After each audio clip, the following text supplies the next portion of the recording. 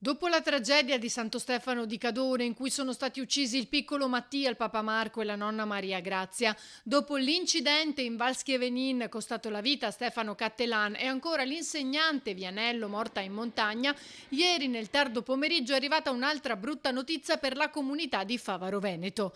La morte di Andrea Basso, 55 anni, colpito da infarto mentre correva lungo la strada che porta all'ultimo parcheggio prima dell'ossario di Donezza del Cimone, in provincia di Vicenza. Un appassionato di jogging, molto allenato, raccontano. Era un mio amico, si faceva ben volere da tutti, spesso lo trovavo che andava a correre qui a Favaro Veneto in via Cacolombara, dove vado anche io a correre, un ragazzo in forma, un uomo in forma.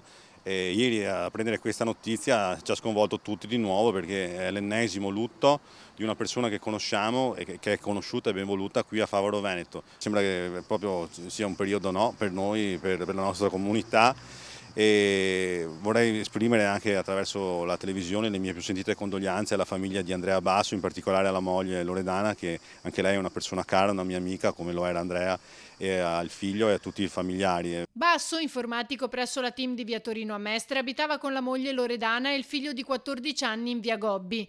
La sua famiglia è originaria di Cassolaro, dove i cugini gestiscono un'azienda agricola. Costernato per l'ennesima morte che coinvolge la comunità di Favaro, anche l'assessore comunale Boraso pensa di chiedere ai parroci una benedizione, posizione condivisa da Bellato. Speriamo che dai parroci ci venga una parola di conforto, una parola di speranza che ci possa far vedere con una certa positività verso il futuro e che ci possa comunque dare un po' di fiducia per andare avanti, altrimenti comincia a essere un po' difficile, insomma.